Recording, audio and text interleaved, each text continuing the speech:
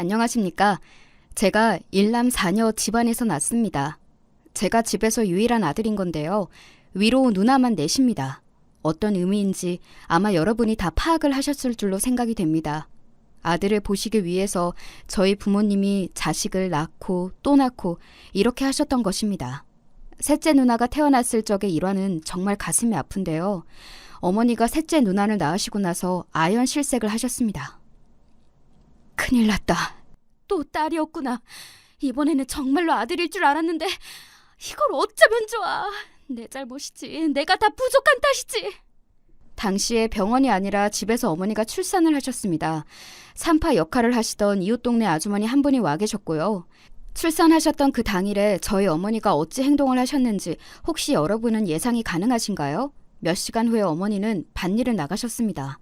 산후조리원마저 체계적으로 잘 되어 있는 요즘 세상입니다. 요즘의 기준으로는 정말 상상도 하기 힘든 일을 어머니가 해내셨던 것입니다. 아유, 어지러워. 바로 나오는 건 암만 해도 무리였으려나. 하지만 어째 이렇게 하지 않으면 걱정이 돼서 아기를 안고 집에서 있을 수도 없는 걸. 바로 나와서 밭일이라도 이렇게 하고 있어야 내 스스로 죄를 안다는 표시를 모두에게 보여줄 수가 있잖아. 이러면 차마 나한테 또 아들을 못 낳았냐면서 손가락질은 못하겠지. 온몸이 경련을 하고 힘이 잘 들어가지 않았고 손끝까지 저릿저릿했는데 그럼에도 어머니는 밭을 떠나지 않으셨습니다. 그것이 속죄라도 되는 양 그리 구셨습니다. 미련하신 모습이었지요. 네, 미련하셨음을 부정할 수는 없을 것입니다. 그러나 미련하셨다고 하기에는 저희 어머니가 너무 안 되셨습니다. 그 시절에 그리 사셨기 때문에 어쩔 수 없으셨던 것뿐입니다. 출산을 하셨던 날 밭에 나가서 일을 하셨던 어머니는 거의 쓰러지다시피 하면서 힘들게 귀가를 하셨고 방에 들어가서 갓난 아기를 보신 순간 털썩 주저앉아 눈물을 흘리셨습니다. 왜냐하면 갓난 아기였던 셋째 누나가 울지도 않고 정말 착하게 곤히 잘도 잠을 자고 있었던 것입니다. 시끄럽게 울기라도 하면 어쩌나. 이래서 또다시 딸을 낳았다고 동네방네 소문이라도 나면 어쩌나. 이번에는 아들일 거라고 호언장담을 죄다 뿌리고 다녔는데 그랬던 것이 무색하고 부끄럽도록 딸을 낳아버린 사실이 조금이라도 더 빨리 퍼지면 어쩌나. 나는 내내 그런 걱정이나 하면서 밭에 있었는데 너는 이렇게나 조용히 자고 있었구나. 마치 울면 안 된다는 것을 아는 것처럼 그렇게 굴고 있었구나. 아가야, 미안하다. 이 어미가 참으로 못난 생각만 해왔다. 그러면 안 됐었는데 내가 잘못했다. 어머니는 셋째 누나를 품에 안고 한참을 우셨습니다. 어린 생명은 칭얼대는 법 하나도 없이 얌전할 따름이었습니다. 그래서 어머니는 더 죄스럽고 더 미안했다고 그러셨습니다. 차라리 시끄럽게 울기라도 했다면 덜 미안했을 텐데 갓 태어났을 때부터 너무나도 얌전하고 착해서 미안한 마음이 컸다고 그러셨어요. 외가 집안이 여자는 시집을 가면 출가 외인이라는 소리를 단단히 해대는 곳이었습니다. 되게 가난했어요. 이런 표현은 좀 그렇지만 정말 집안에 뭣도 하나 없었습니다. 그랬는데도 따지는 것만 쓸데없이 많은 집안이었지요. 어머니는 당신의 친정에 의지를 해보신 적이 그래서 단 한 번도 없었습니다. 가끔 외할머니께서 사는 게 힘들고 고되다면서 우는 소리를 하실 때 그 하소연을 들어드리고 없는 형편에도 가진 것을 내어드리는 게 어머니의 역할일 뿐이었습니다. 친가는 그나마 사정이 조금 나았는데요. 외가에 비해서 나았다는 것이지 객관적으로 보면 지지부진하였습니다. 하루 벌어서 하루 먹고 산다고 해도 과언이 아니었어요. 그런데 왜 그렇게 저희 어머니에게 언제 아들을 낳을 거냐면서 대를 이을 아들도 못 낳는 게 무슨 며느리의 역할을 다하는 거냐고 하면서 며느리 자격도 없다면서 못난 압박을 하셨던 것인지 정말 영문도 모를 일입니다. 살기 퍽퍽한 세상, 하루하루가 고만고만하게 흘러가고 사는 형편도 언제나와 같은데 그 안에서 좀 여유롭게 서로를 의지하고 위로하면서 그렇게 즐겁게 살면 안 됐던 것일까요? 첫째 큰 누나가 태어났을 때도 친할머니께서는 저희 어머니를 향해 딱 한마디 애썼다는 말씀을 남기신 게 전부였다고 합니다. 그것도 굉장히 딱딱한 표정으로 말입니다. 어머니는 그런 반응 앞에서 첫 출산의 후유증 같은 괴로움을 토로하실 수가 없었습니다. 꾹 참고 혼자 다 떠안으셔야 했습니다. 둘째 누나가 태어나고 난 뒤에는 죄인이라도 되신 것처럼 당신의 시댁 식구들 앞에서 눈을 아래로 깔고 지내셔야 했습니다. 가장 먼저 딸로 태어난 인물들이 첫째, 둘째 누나들이었으니 보통 내기가 아닐 것임을 예견된 바였습니다. 첫째 큰 누나는 기본적으로 억척스러웠고요. 그리고 드셌습니다. 깡따구가 있었어요. 왜냐하면 장녀로서 불합리하고 기가 막힌 광경들을 가장 많이 보고 들어왔기 때문입니다. 나는 할머니가 돌아가셔도 눈물 한 방울 안 흘릴 거야. 아니? 눈물이 뭐야? 아예 눈 하나 끔찍을 안 할 거야. 그리고 이 다음에는 어머니는 내가 챙겨드려도 아버지한테는 효도 안 할 거야. 그래서인지 그런 소리를 공공연히 해대고는 했습니다. 10대 시절을 보내면서 사춘기라서 그런지 그때부터 그런 소리를 자주 해대서 아버지한테서 따가운 눈총이 쏟아지고는 했다죠. 하지만 첫째 누나는 자기가 품은 불만을 굽히지 않았습니다. 그런 성격이었어요. 하도 어렸을 때부터 첫째인데 눈치 없이 딸로 태어났다는 타박을 여기저기서 받다 보니까 발끈해서 성격이 그렇게 굳어진 건가 싶었습니다. 첫째가 무조건 아들로 태어났어야 했다는 어른들의 그런 실없는 소리는 첫째 누나가 가장 싫어하는 소리였답니다. 둘째 누나도 성격이 대충 비슷했어요. 아무래도 첫째 누나를 보면서 나이 차이가 적은 자매이다 보니까 따라가게 된 거였죠. 형편은 어려웠으나 두 누나들이 온갖 난리를 다 쳐대서 둘 다 중학교를 나왔습니다. 원래는 첫째 누나를 중학교에 안 보내려고 친가에서 공장 알아봐라 이렇게 나왔었는데요. 첫째 누나가 아버지한테 싸대기까지 한 대 맞아가면서 쟁취해냈던 게 중학교 진학이었습니다. 둘째 누나도 중학교를 가고 싶어서 난리를 치게 됐으면 당연하고요. 누군가는 돈을 벌어야 한다고 그래서 첫째 누나는 중학교를 졸업한 이후에는 결국 공장으로 향했고요. 대신에 둘째 누나는 고등학교를 진학했습니다. 고등학교를 다니며 공부도 하고 일을 해서 돈도 좀 벌고 그렇게 했습니다. 두 사람은 비슷한 점이 많습니다. 일단 발끈하길 잘하는 성격이라는 점, 친가에 하도 쌓인 게 많아서 치를 떤다는 점, 아버지를 애증의 대상으로 여긴다는 점, 걸핏하면 이놈의 집구석이라는 소리를 해대는 말버릇이 있었다는 점까지 비슷했죠. 결혼도 비슷한 나이에 했습니다. 첫째 누나가 23세 시집을 갔고요. 둘째 누나는 24세 시집을 갔습니다. 결혼하면서 들고 갈 건 없었죠. 집에서 두 누나들한테 챙겨줄 게 없었으니까요. 딱 하나 이불만 들고 갔습니다. 어머니가 외상을 달면서까지 노력을 하셔서 당신의 두 딸들에게 이불을 지어서 보내셨거든요. 억척스럽고 짜증이 많은 첫째 누나는 어머니가 고이 지어주신 이불을 보고 눈물을 뚝뚝 흘렸습니다. 볼품없이 했다더니 아니잖아요. 이렇게 근사하게 지어놓으시면 어떡해요. 아까워서 덮지도 못하겠네. 어머니, 저 앞으로 잘 살게요. 첫째 누나의 눈이란 치켜뜨고 째려보고 불아리고 이런 기능만 있던 줄 알았던 가족들이 모두 놀란 순간이었습니다. 눈물을 흘리는 일이 있을 때에도 항상 분노에 찬 눈물만 흘렸던 첫째 누나가 다른 의미의 눈물을 흘리는 걸 본 것은 모두가 그때가 처음이었던 거예요. 그런가 하면 둘째 누나는 이불을 바꿔서 감동을 하였고 기쁘게 그걸 들고서 시집을 갔는데요. 그러고 나서 한 몇 달 후였던가 일이 좀 있었어요. 둘째 매형에게 여자 형제가 있거든요. 둘째 누나의 입장에서는 시누이죠. 그런데 어느 날 자기 시어머니와 시누이가 험담을 하는 소리를 둘째 누나가 들었던 것입니다. 가난에 빠진 친정이라서 이불만 달랑 들고 와서 꼴보기 싫다는 이야기였죠. 거기까지는 둘째 누나도 면목이 없다는 생각으로 고개를 떨구었다고 합니다. 그런데 그 이불이 촌스럽고 빈약하다는 험담이 이어졌던 것입니다.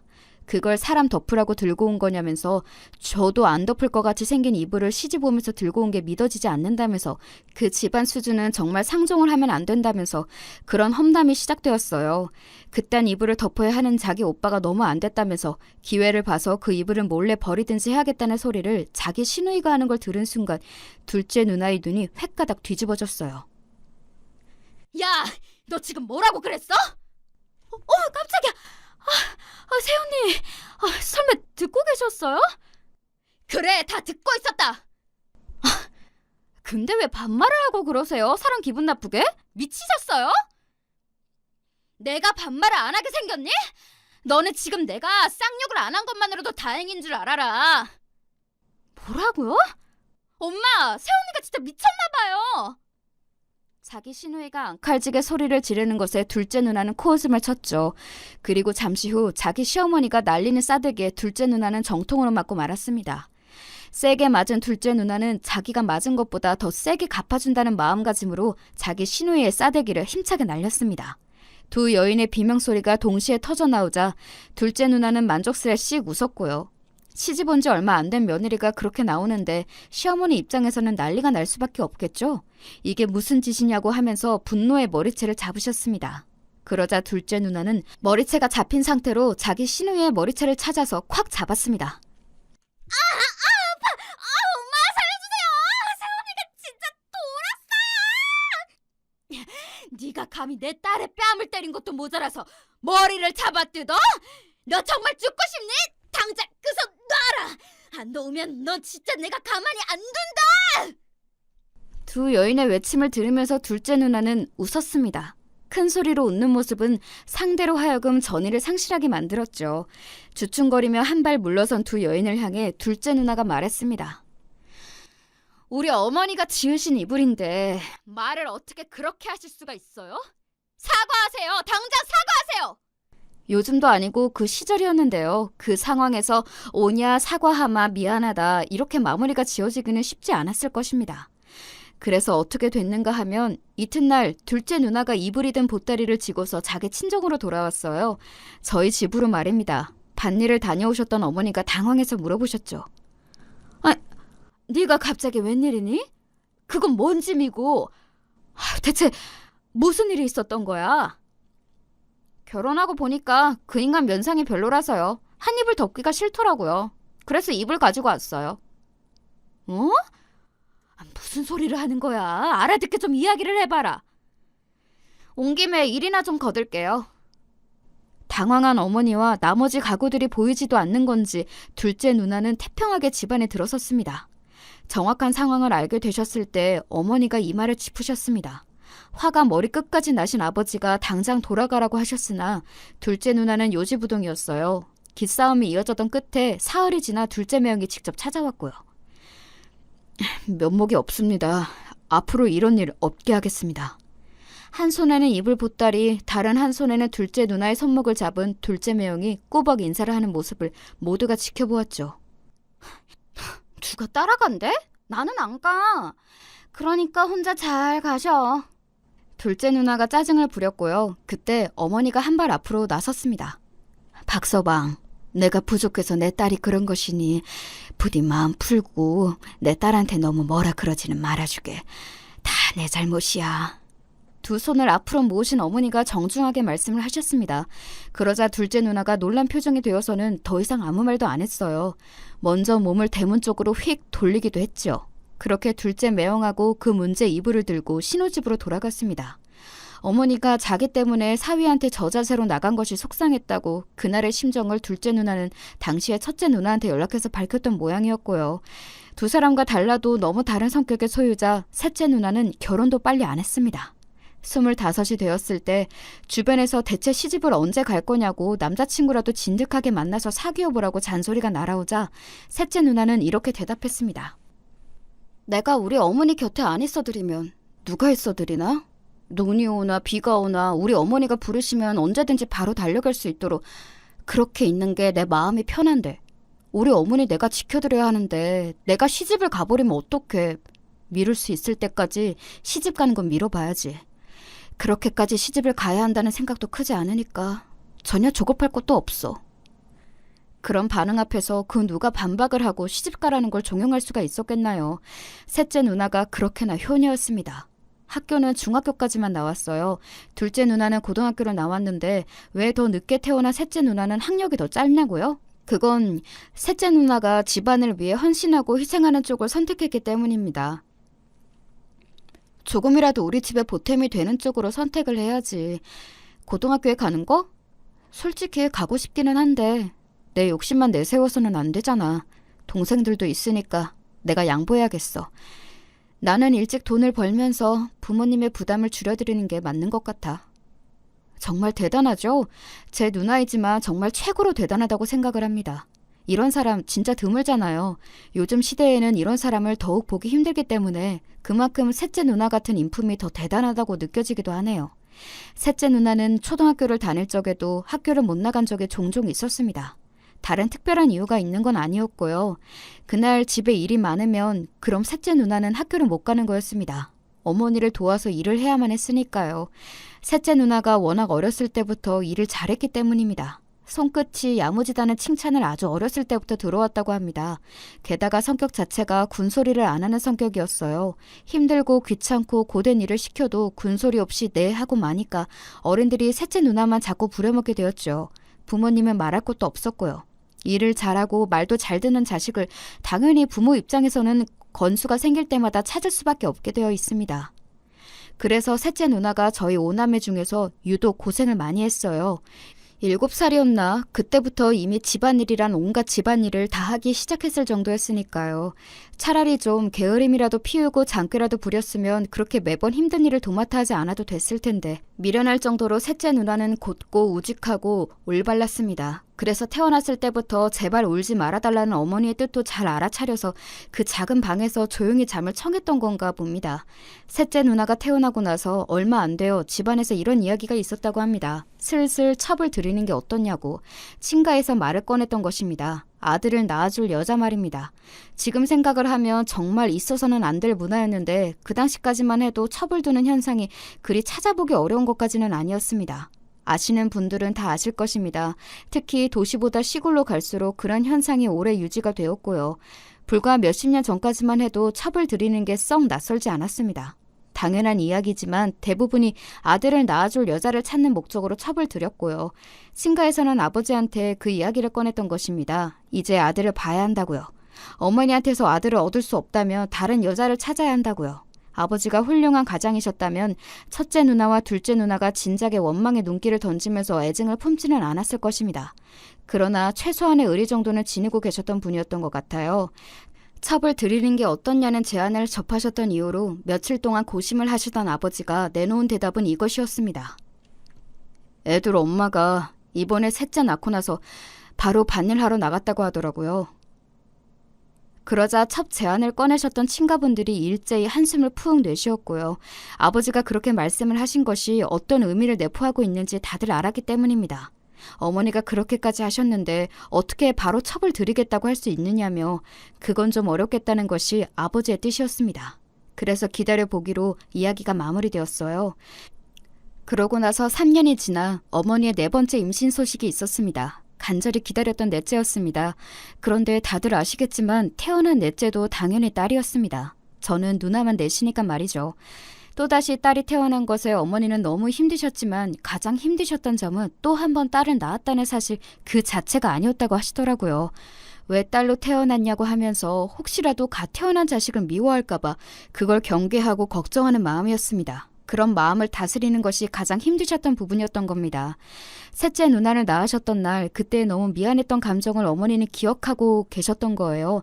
제발 조용히 있으라는 당부를 갓난 아기에게 남기고서 밭일을 하러 나가셨던 그날의 미안함을 품고 계셨던 어머니는 이번에는 그런 실수를 하지 않겠다는 생각으로 넷째 누나를 바라보셨습니다.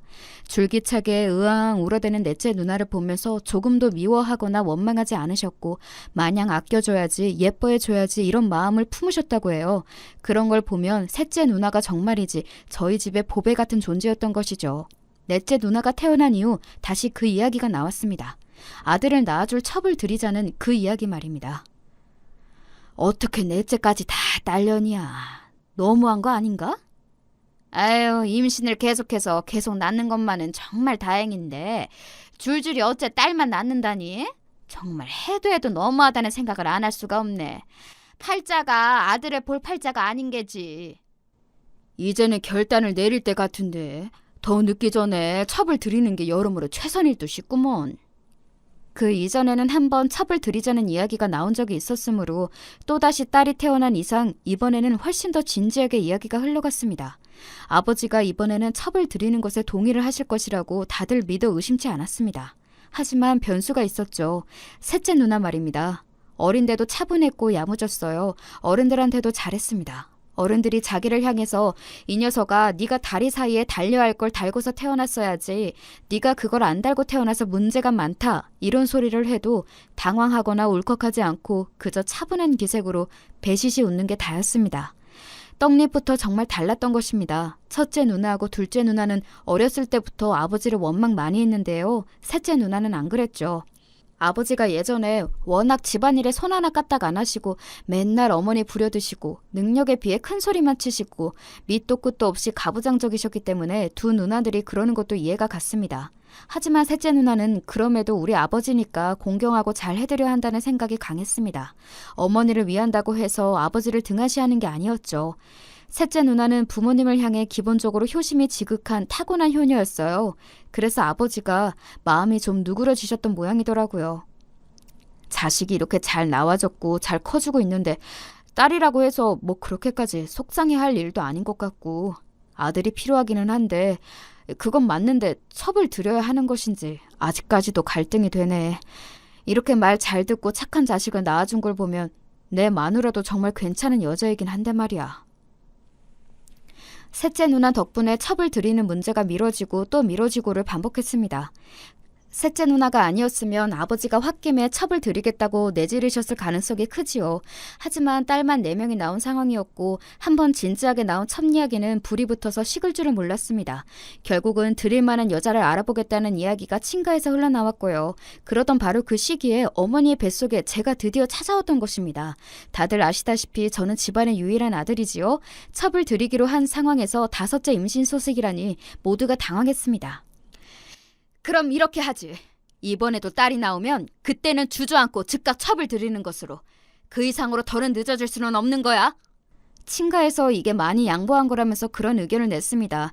그 어느 때보다도 긴장이 되는 어머니의 임신 기간이 그렇게 흘러갔습니다. 어머니가 나중에 밝히시기를 저를 임신하고 계셨던 그때가 가장 출산이 기다려지면서도 영원히 출산의 때가 오지 않았으면 하는 마음이 동시에 들었다고 하시더라고요. 그게 어떤 심정이었을지 감이 조금은 짐작이 되어서 자식으로서 제가 정말 서글펐네요. 계속 딸만 낳아보셨던 어머니가 드디어 아들을 낳으셨습니다. 제가 태어났어요. 어머니는 출산을 마치자마자 목 놓아 우셨다고 합니다. 고맙다. 정말 고마워. 우리 아들. 네가 나를 살렸구나. 태어나줘서 정말 고마워. 그리고 속으로 이를 갈면서 친가를 싫어했던 첫째 누나와 둘째 누나가 큰 소리를 쳐댔고요. 앞으로는 이제 첩 같은 소리 하지 마세요. 어른들 이야기하시는 거 저희도 다 들었고 다 알고 있었어요. 두 사람은 특히 그간 어머니에게 가장 눈치를 많이 주시고 괴롭히셨던 친할머니께 대들었습니다. 엄청난 무례였지만 드디어 아들이 태어났으니 모두가 그날만큼은 헛기침이나 한번 하면서 넘어가고 묵인해 주었다고 하더군요. 저는 그까짓 아들이 대체 뭐 대단한 건가 싶은 생각입니다. 대를 잇는답시고 아들을 부르짖는 것도 이해가 어렵고요. 학수 고대 끝에 집안에서 태어난 아들이 고작 저 같은 사람이었기 때문에 제가 더욱 그런 생각을 가지게 된 걸 수도 있죠. 저는 별로 대단한 인물이 못 되니까요. 그래서 항상 죄송했어요. 부모님에게든 누구에게든 죄송스러웠습니다. 제가 그렇게 힘든 과정을 다 거쳐서 태어난 생명이었다니, 제가 태어난 것에 그렇게나 큰 의미가 있었다니, 제가 태어난 뒤로 온 동네 사람들이 찾아와서 드디어 아들이 나왔냐면서 이 집이 드디어 한시름 돌겠다는 소리를 빠짐없이 다 하고 갔었다니, 처음에 이 모든 사실을 알았을 때는 정말이지 믿어지지가 않았습니다. 고작 저 같은 사람 하나가 태어났을 뿐인데 아들이라는 이유로 그 정도의 환대를 받았다는 게 신기할 따름이었네요. 아들인 제가 고등학교 진학 여부를 두고 고민을 할 리도 없었죠. 당연하게 진학을 해서 재학 중일 때 아버지가 쓰러지셨습니다. 고생은 어머니가 다 했는데 왜 아버지가 쓰러지셔? 건강 관리라도 잘 하셔야 했던 거 아니야? 아버지는 진짜... 아휴, 말을 말지. 둘째 누나가 한숨을 토하며 말을 그렇게 했었는데요. 원래 셋째 누나가 화를 진짜 안 내는 사람인데 그때 드물게 울컥한 모습을 보였습니다. 너무한 거 아니야? 그래도 아버지인데 쓰러지신 상황에서 말을 어떻게 그렇게 해? 뭐라고? 야, 너는 평생 그러고 살 거니? 부모님을 위해서 희생하는 딸 역할이나 계속할 거야? 시집갈 생각이나 해, 이 미련한 기집애야. 둘째 누나가 날카롭게 받아치자 이번에는 넷째 누나가 왜 말을 그렇게 하냐면서 끼어들었어요. 효녀인 셋째 누나의 덕을 다 같이 본 입장인데 말을 그렇게 하는 건 정말 못된 거라고 목소리를 냈죠. 그러자 첫째 누나는 둘째 누나의 지적이 정당했다고 의견을 냈고요. 지켜보니까 2대2 구도이더군요. 저의 선택에 따라서 한쪽에 기울어질 것만 같으니까 제가 심사숙고를 하고 있었어요. 그런데 누나들이 저한테 너는 빠지라고 하는 겁니다. 너는 아들로 태어난 것 자체로도 특권이고 특혜야. 죽는 날까지 너는 우리들을 이해할 수 없을걸? 너는 우리한테 낄 자격도 없어. 둘째 누나가 딱 선을 그으면서 말을 했는데 제가 당황했고 서운했습니다. 누나들과 저 사이에 벽이 있는 기분이었죠. 하지만 나이가 더 들고 집안의 이모저모를 알게 된 다음에는 누나들이 왜 그랬는지 적어도 이해를 하게 된 거예요. 아버지가 쓰러지셨던 그때 간병을 거의 셋째 누나가 했습니다. 그때까지 집에다가 돈을 다 주면서 지냈던 와중에도 허리띠를 졸라가며 조금씩 저축했던 비상금마저 아버지의 병원비로 내놓았고요. 이런 자식이 어디에 있나요? 재차 감동을 받으셨던 아버지는 딸들 중에서 셋째 누나가 최고라 하셨습니다. 그러나 자식들 중에서 최고를 꼽는다면 저를 꼽으셨죠. 왜냐하면 제가 아들이었으니까요. 그 이유 하나였습니다. 어머니에게 딸들은 아픈 손가락, 아들은 특별한 손가락이었습니다. 집에 돈이 없어도 제가 대학을 간다고 하면 빚을 내서라도 학비를 마련해 준다고 하였습니다. 저는 간신히 체면 칠회 정도는 하는 대학을 나왔을 뿐입니다. 확실한 성격엔 첫째, 둘째, 인품 훌륭한 셋째, 무난한 성격에 다재다능한 넷째. 누나들은 전부 각자의 개성에 분명한 인물들이었는데 저는 아들이라는 것 말고는 딱히 뭐가 없었습니다. 저는 어렸을 때부터 장군님이니 왕자님이니 하는 낯간지러운 소리를 듣고 자랐으나 객관적으로 잘생긴 놈이 아니었어요. 사실 원래는 착각 속에 살았다가 성인이 되고 난 이후부터 객관적인 평가를 마주하면서 현실을 알게 됐던 것이죠. 제가 잘생긴 줄 알았던 과거가 정말 창피할 따름이었습니다. 제 인생은 그랬습니다. 나이가 들수록 한 겹 한 겹 착각이 박살나는 인생이었네요. 너무 어렸을 때부터 아이를 오냐오냐 어화둥둥 키우면 이런 부작용을 따라오는 것 같습니다. 저는 인생의 중심을 잘못 잡았어요. 누나들을 보면 뭐가 됐든 앞으로 나아가면서 사는 것 같았는데 저는 뭘 해야 할지, 뭘 좋아하는지, 뭘 잘하는지 이런 걸 몰랐습니다. 남자가 직장은 잡고 다녀야 한다고 주변에서 그러길래 어쨌든 취업을 목표로 삼았을 뿐이었어요. 그러나 적응 못하고 쫓겨나다시피 나왔어야만 했고요. 그때 부모님은 저에게 잘못이 없다고 하였습니다. 회사가 미친 것이지 우리 아들은 아무 잘못 없고 최고인 거라고 하셨습니다. 그런 소리를 듣는다고 해서 백수가 된 저의 한숨이 멈춰지는 건 아니었고요. 그때까지도 셋째 누나만 결혼을 안 하고 있었습니다. 누나는 언제 시집 갈 거야? 누나 빼고 다 갔는데 왜 혼자 노처녀야? 철없이 물었더니 셋째 누나가 자기가 어머니를 챙겨야 해서 결혼을 뒷전이라 대답을 하는 바람에 제 스스로가 부끄러워졌습니다. 제가 못나서 제가 자리를 못 잡아서 셋째 누나가 많이 고생하는구나 싶었죠. 누나, 다음에 일자리 잘 잡고 그러면 나 그냥 얼른 장가나 들까? 며느리 생기면 아버지 어머니가 이제 됐다고 하시면서 안심을 하시려나?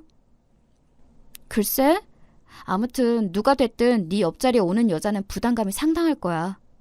가만 보니까 셋째 누나의 말 그대로였습니다.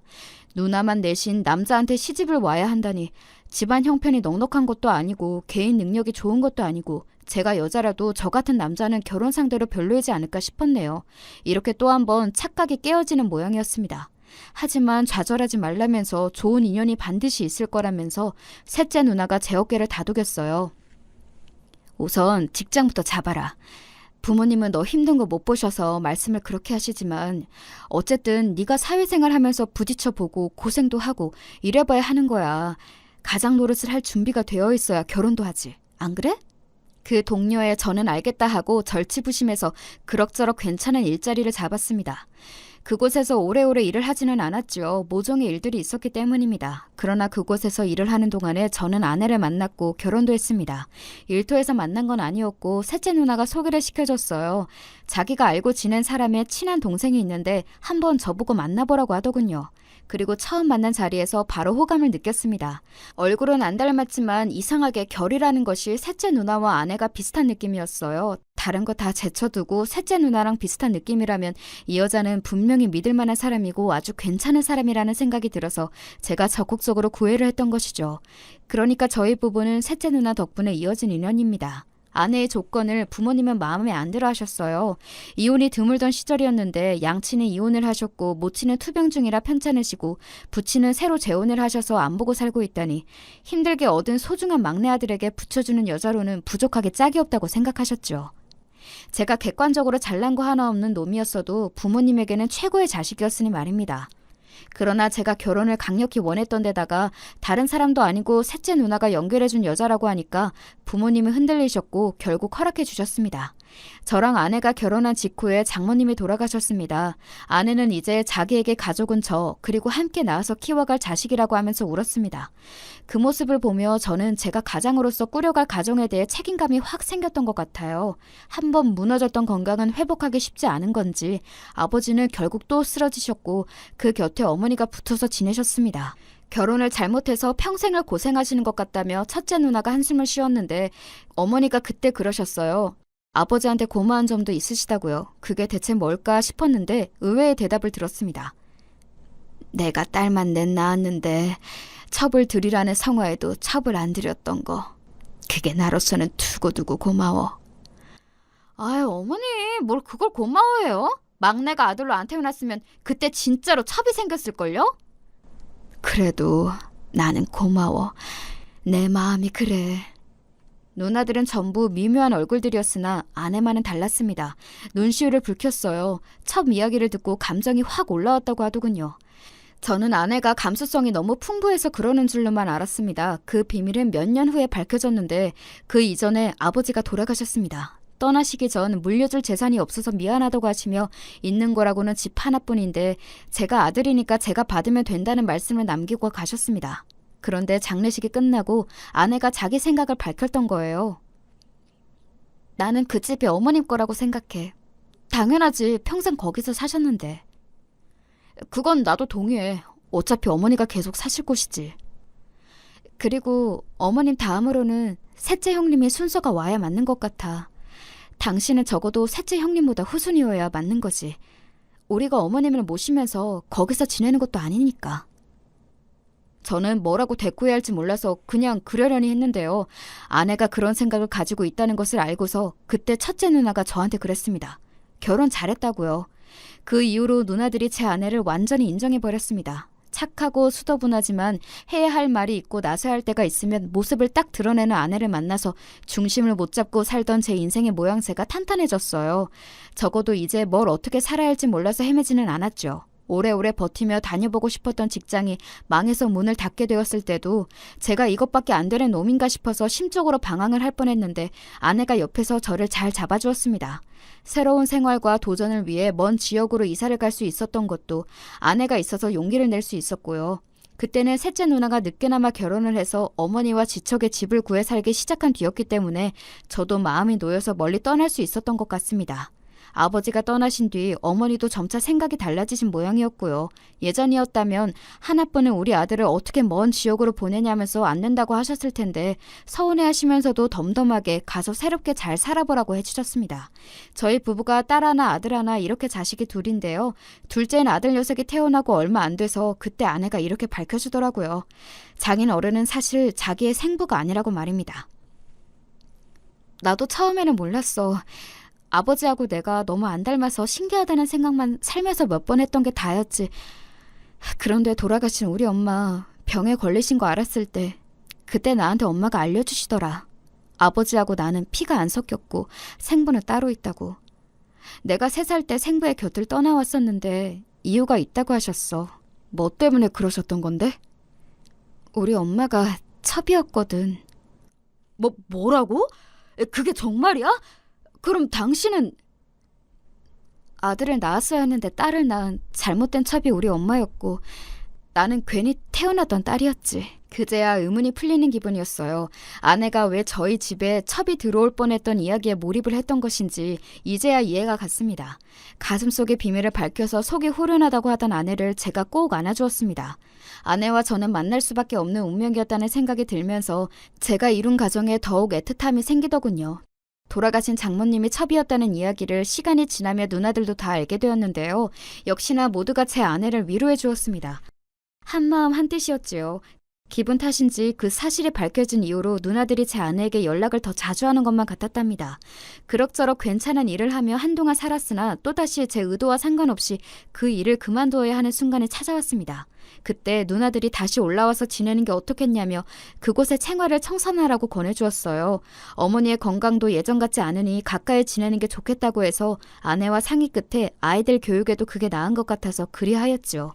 새로 일자리를 어느 쪽으로 구해야 할지 이사를 하고 나니까 그게 막막했는데 셋째 매형이 저에게 일자리 하나를 소개해 주었어요. 제가 지방에서 영업직을 뛰면서 운전을 많이 하고 다녔고 그쪽으로 감각이 좋다는 걸 아시고는 운전기사 일을 연결해 주신 겁니다. 부창부수라고 하죠. 셋째 누나가 인품이 훌륭한 만큼 셋째 매형 또한 사람이 아주 괜찮았는데 그래서인지 인망이 좋았어요. 그 주변에 이 사람이라면 믿을 수 있다는 인식이 자리하고 있었습니다. 그 덕에 제가 인맥으로 운전기사 일을 시작해봤는데요. 웬걸 이게 생각보다 더 적성에 맞더군요. 해보기 전에는 사실 반신반의했는데 막상 해보니까 괜찮았습니다. 그래서 의욕을 가지고 제 처자식을 위해 못할 게 없다는 자세로 성실하고 깍듯하게 일을 했습니다. 그리고 2년이 지났을 때 저는 어느 중소기업의 회장님 운전기사로 일을 하게 되었어요. 그 자리가 갑작스레 공석이 되는 바람에 사람이 새로 필요했는데 제가 또 인맥을 통해 그 자리로 갔던 거예요. 저를 좋게 봐주신 분이 그쪽에다가 굳이 말을 전해주신 덕분이었습니다. 생각지도 못하게 웬 회장님 운전기사가 되어버린 것에 인생이란 어떻게 흘러갈지 모른다는 느낌을 받았지요. 이왕 주어진 자리라면 거절하지 않고 잘 해내겠다는 결심이 있었습니다. 처음 일주일은 기합이 딱 들어가서 사고만 안 낸다는 생각으로 임했고요. 첫 주가 지나자 그때부터는 저도 감을 잡았습니다. 회장님이 조용하고 편안한 분이시라는 것도 알게 됐고요. 그러던 어느 날 저희 딸이 아르바이트를 해서 번 돈으로 저에게 지갑을 선물해 줬는데 그게 너무 기쁜 거예요. 너무 좋아서 자꾸 입가에 미소가 지어졌고 자꾸 지갑을 꺼내서 만져보게 되었습니다. 반지갑을 펼쳐서 그 안에 끼워둔 가족 사진까지 흐뭇하게 보는 것에 푹 빠졌던 저는 미처 몰랐습니다. 제가 기다리고 있던 회장님이 이미 나오셨고 제 바로 곁까지 와 계셨단 것을 몰랐다가 문득 알아차린 제가 소스라치게 놀랐죠. 죄송하다며 꾸벅 인사를 올렸는데 회장님의 표정이 아리송했습니다. 실례가 안 된다면 내가 그 사진을 좀 볼 수 있겠나? 아마 가족 사진 같았는데. 아, 예, 맞습니다. 저희 집사람이고 딸이랑 아들입니다. 최근이 아니라 작년에 찍은 것이긴 한데요. 회장님이 그저 사진이 어떤 느낌인가 보고 싶어 하시는 것 같아서 저는 흔쾌히 다시 지갑을 펼쳐서 보여드렸습니다. 그러면서 이 지갑이 딸이 사준 것임을 은근하게 자랑도 했고요. 그런데 회장님이 인상까지 써가시면서 진지하게 사진만 자꾸 뚫어져라 보시는 겁니다. 정말 혹시나 해서 묻는 건데 자네 아내의 고향이 목포이진 않은가? 목포 말씀이십니까? 아마 맞을 겁니다. 그런데 그건 어찌 물어보시는지요? 혹시 저희 집사람을 아십니까? 동양이신 겁니까? 아닐세, 나는 목포 사람이 아니야. 다만 나이 누이 되는 사람이 목포에서 살았을 확률이 높아서 그러네. 아주 어렸을 때 모습만 봤던 게 전부였고 그 이후로는 한 번도 본 적이 없었지만 난데없이 웬 누이가 등장하나 싶었습니다. 제가 들은 바로는 회장님에게 형제가 없었거든요. 그런데 지갑을 쥐고 가족 사진을 제 눈앞 가까이 들이밀며 회장님이 이렇게 말씀을 하신 겁니다. 돌아가신 내 아버님과 닮아도 너무 닮았구만. 얼굴이 이렇게나 비슷할 수가 있나. 죄송하지만 저희 집사람은 회장님의 누이라는 분이 아닐 겁니다. 왜냐하면 돌아가신 장모님이 어떤 집안에 첩으로 들어가셨던 분이었습니다. 집사람이 그렇게 태어났고요. 비록 그 집안에서 자식으로 인정받지는 못했지만 회장님이 착각을 하신 것 같아서 얼른 설명을 이어가던 제가 당황했습니다. 제 이야기를 듣자마자 회장님이 크게 놀라서 몸을 떠시더니 바닥에 주저앉기까지 하신 겁니다. 큰일 났다 싶어서 얼른 사람들을 불렀고요. 평소 지병이 있으셨던 분이라 만일을 대비해 병원으로 모셨습니다. 그리고 몇 시간 뒤 진정된 모습으로 입원실에 계신 회장님이 저희 집사람을 만나고 싶다고 하셨습니다. 이게 뭔 일인가 싶어서 아내한테 연락을 했더니 마침 볼 일이 있어서 밖에 나와 있는 중이고 병원과 그리 멀지 않은 거리에 있길래 일단 오라고 말은 해봤죠. 근데 아내가 성실하고 착한 사람 아니랄까봐 당장에 병원으로 달려온 겁니다. 제가 급한 용무로 부른 걸까봐 지체 없이 왔더라고요. 저는 이 상황을 어떻게 설명해야 할지 몰라서 우선은 그냥 회장님을 뵙게 했고요. 그랬는데 아내를 보자마자 회장님이 탄식을 크게 하신 겁니다. 이럴 수가. 이렇게 보니까 더 닮았구나. 이래서 핏줄은 속일 수가 없다고 하는 거야. 정말 죄송한데 지금 이게 무슨 상황인가요? 조심스레 질문을 던진 아내에게 회장님의 비서분이 서류 봉투를 내미셨습니다. 몇 시간 사이 준비가 되어 있던 것이었죠. 그 안에는 사진 한 장이 들어있는 게 전부였어요. 오래된 사진이었고 그걸 확인한 순간 아내의 손이 덜덜 떨렸습니다. 어, 엄마! 저 또한 소름이 돋았죠. 사진 속 인물이 돌아가신 장모님이었기 때문입니다. 제가 기억하는 모습보다 훨씬 젊었지만요. 회장님이 눈을 질끔 감으시며 고개를 끄덕이셨습니다. 그리고 놀라운 이야기를 들려주셨어요. 회장님의 생모는 출산 직후에 숨을 거두셨다고 합니다. 그래서 회장님의 부친은 집안의 성화에 따라 바로 재혼을 하셨고요. 이분이 회장님의 모친이 되셨죠. 그런데 이 모친께서 아이 소식이 내도록 없었던 거예요. 무려 8년이나 소식이 없자 집안에서는 더 이상 못 참겠다며 첩을 들이자고 하였습니다. 아주 잘 사는 집안이었고 그때 이미 사업의 초석을 다지고 있었거든요. 자식이 딱 하나만 있는 건 불안하다는 입장이었어요. 아들이 하나 더 있어야 한다며 온 집안 식구들이 들들 볶는 것에 그 모친은 못 견디고 첩을 들이는 것에 동의를 했습니다. 그렇게 어느 날 첩이 들어왔고 1년을 기다린 끝에 임신이 되어서 딸이 태어났습니다. 첩까지 들였는데 아들이 아니라 딸이 웬 말이냐고 불만이 터져나왔죠. 첩이 장모님이셨고 태어난 딸이 제 아내였습니다. 회장님은 어른들 몰래 어린 이복 동생을 귀엽게 바라보고 쓰다듬어 주셨던 분이라고 합니다. 외로웠던 외동 생활이었는데 드디어 생긴 첫 동생이라는 것이 당시에 회장님에게는 의미가 컸던 거예요. 돌을 무사히 지나면 호적에 올려주겠다는 약속이 나왔으나 돌을 맞이하기 직전 모친의 임신 사실이 밝혀졌습니다. 그러자 약속은 흐지부지 되었고 아내는 호적에 오르지 못한 채로 자랐죠. 그리고 모친은 아들을 낳았습니다. 그 집안 사람들은 약속을 안 지킨 것도 모자라 장모님과 아내를 막무가내로 내쳤습니다. 그때 어른들의 눈치를 보느라 한마디 말도 못 꺼내고 무기력하게 있었던 것이 회장님에게는 남모를 아픈 후회로 남았고요. 쫓겨나던 모녀에게 마지막 인사를 건넸던 것이 회장님이 낼 수 있던 유일한 용기였습니다. 어디로 가시나고 여쭈었더니 목포가 고향이라 그곳에 갈 거라고 그분이 대답을 하셨었지.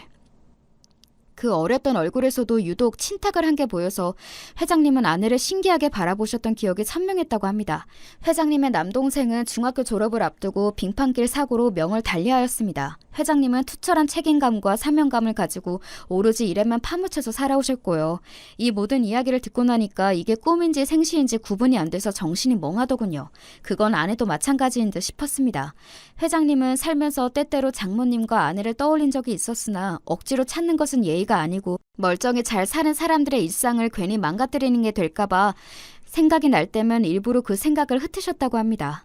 그런데 이런 식으로 맞이하게 되다니 이상하게 내가 그 지갑 속 작은 사진을 자세히 보고 싶더라니. 이러려고 그랬구나. 회장님이 눈물을 흘리셨고 어느새 그 앞으로 다가간 아내가 손을 맞잡은 채로 함께 울고 있었습니다. 꿈에서조차 상상해 본 적이 없는 일이 벌어졌습니다. 운명은 어떻게든 일어나고야 마는 흐름이라고 하던데 이게 바로 운명인 모양이었습니다. 셋째 누나를 비롯한 저희 가족들도 전부 다 놀라서 한바탕 뒤집어졌었고요. 그리고 이게 참 신기한 건데 말입니다. 기업 회장님 같은 분이 혈육이어서 잘 됐다고 생각하기보다 모르고 살았던 혈육을 찾게 돼서 아내한테 너무 잘된 일이라고 다들 생각을 그리해 주었다는 사실입니다. 이게 바로 돈을 뛰어넘는 값어치라고 생각을 합니다. 물론 엄청난 형님이 생겨버린 덕분에 제가 그 이후로 너무 감사하게도 부족함 없이 여유롭게 잘 살고 있답니다.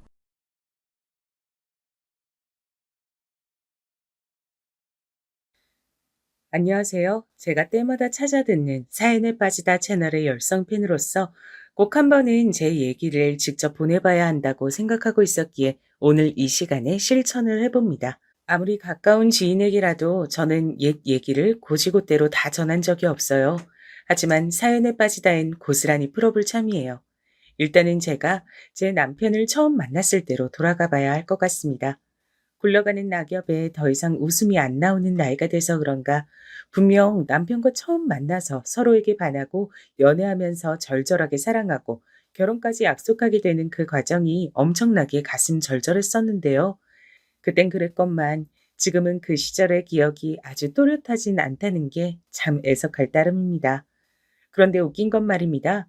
남편하고 결혼한 이후로 겪은 우여곡절들은 모든 것들이 바로 어제 일처럼 아주 선명하단 거예요. 제가 만약에 나이가 더 들어서 치매가 온다고 해도 그 다사다난했던 이모저모는 아마 안 잊혀지지 않을까 싶은 생각이 들 정도랍니다. 예전에 인기 있었던 드라마 여인천하를 아시나요? 거기서 배우 도지원 씨가 최고 유행 대사를 만들어냈었죠. 전 그 대사를 시어머니를 처음 뵙던 날에 면전에서 들었습니다. 내 인연! 낮자 또 불려시처럼 생겨먹어서는 어디서 요물 행세를 하며 남의 아들을 꿰내? 멋대로 꿰내서 결혼을 부추기다니. 내 인연? 내 손에 작살나고 싶지 않거든. 당장 썩 꺼져. 막말과 함께 날아든 불꽃 싸대기. 곧 제 왼뺨에 철썩하고 내리꽂혔었죠. 제가 너무 당혹스럽고 깜짝 놀라서 멍하니 맞은 뺨을 손으로 조심스레 부여잡고 있으니까 시어머니께선 이내 반대쪽 저의 뺨도 공평하게 철썩 때려주셨답니다. 그때는 학교에서 선생님들이 학생들을 열심히 때려서 지도하던 시절이었으니까요. 제가 안 맞고 산 건 아니었죠. 그렇다 해도 태어나서 양쪽 뺨을 왕복으로 쳐맞는 일이 있을 줄은 몰랐어요. 그래놓고 뭐가 부족하셨는지 시어머니께선 다시 제 양쪽 뺨을 한 번씩 더 치셨습니다. 그래서 제가 한쪽 콧구멍에서 심지어 코피까지 흘렀어요. 옷에 코피가 한 방울 톡 떨어지길래 그때 알았죠. 코피를 보니까 그제서야 이 상황은 미쳤구나 라는 판단이 들었고, 그때도 시어머니께서는 쉴 새 없이 저를 향해 삿대질을 날리시며 내 인연 하셨습니다. 이건 기억이 정확하지 않은데 아마 그때 저한테 네 죄를 네가 알렸다 이런 소리도 하셨던 것 같아요. 그야말로 제가 그 자리에서 죄인 취급을 받았던 것이죠. 단지 남편과 결혼하기 위해 인사를 드리러 갔던 것뿐인데요. 저랑 같이 시댁에 들어섰다가 이웃 사람이 차 좀 빼달라고 밖에서 소리를 질러서 잠깐 나갔던 남편은 자기가 자리를 비운 그 잠깐 사이에 제가 처참한 몰골이 되어 있는 걸 보곤 그만 눈이 돌아갔습니다. 엄마, 지금 대체 뭐 하는 짓이에요? 미치셨어요? 너야말로 미친 거니? 정신 좀 차려라. 네 형이 아직 버젓이 결혼 안 한 채로 있는데 먼저 결혼을 하겠다니. 세상 천지에 이토록 경우 없는 사람이 또 어디에 있다니? 절대 용납 못해. 자식이 결혼하겠다고 사랑하는 여자를 데리고 온 자리인데 엄만 지금 기껏 이렇게 행동하시는 게 전부군요. 엄만 형만 중요하신가 봐요. 평생을 그러셨으면서 어떻게 지금까지도 이러세요? 전 자식도 아닌가 봅니다. 절 자식으로 생각하셨으면 자식이 사랑해서 결혼하겠다고 한 여자한테 이렇게는 못 구시죠. 지금 어디서 소리를 계속 질러? 그 매서운 눈빛은 또 뭐고? 이러다가 너 진짜 엄마 한 대 치겠다. 네가 이러니까 네 형보다 못하단 거야. 제가 왜 엄마를 쳐요? 전 그렇게 몰상식한 사람이 아닙니다. 하지만 엄만 이 사람을 이 꼴로 때리셨으니 아주 몰상식한 사람이 맞는 것 같네요. 지금까진 아무리 그래도 제 엄마니까, 아버지 돌아가신 지금 유일하게 엄마만 계시니까 애틋하게 여겨드리려 노력했고 제 나름의 효도를 다하려고 했습니다. 그러나 전부 다 부질없는 짓이었네요. 너무나도 몰상식한 분이라서 앞으로는 상종 못하겠습니다. 저보다 100배, 1000배로 잘난 형하고 잘 살아보세요. 뭐라고? 너 진심으로 하는 소리야? 이 엄마한테? 오냐, 네가 요물짓하는 저것한테 제대로 흘렸구나. 불려시한테 단단히 깬 거야. 야, 너 아픈 척 가증스레 연기하고 일부러 코필 쏟아? 내 인연, 널 아예 죽사발을 내놔야 내 앞으로 두 발 뻗고 잘 것 같네. 남편이 분통을 터뜨리며 절연을 선언하자 시어머니께선 도저히 이 상황을 못 받아들이시겠다는 표정으로 중얼거리시더니 갑자기 저에게 다시 화살을 돌리셨습니다. 전 기가 막혔죠. 여러분은 일부러 코피를 흘리고 싶다고 해서 생각만으로 그게 가능하신가요? 그런 사람이 지구촌에 한 명이라도 존재할까 싶네요. 그게 된다는 초능력자죠. 하지만 시어머니께선 제가 일부러 코피를 쏟았다고 하시며 가증스러운 제 얼굴 가죽을 벗겨내겠다고 하셨습니다. 얼굴을 얻어터진 뒤였던 전 그저 경악하며 저에게 뻗쳐온 손길을 마주했고, 그런 저 대신 남편이 막아섰습니다. 그러면서 놀랍게도 시어머니와 남편이 벌이는 창과 방패의 현장이 만들어졌던 거예요. 두 사람의 괴상한 대치를 보며 저는 멍해졌습니다. 아니, 대체 어쩌다 이렇게 된 거지? 나는 그냥 인사를 드리러 왔을 뿐인데. 꿈이라도 이것보단 현실성이 있을 것 같더라고요. 노모가 어떻게 힘으로 아들을 이기겠어요? 시어머니께서 먼저 나가 떨어지셨죠.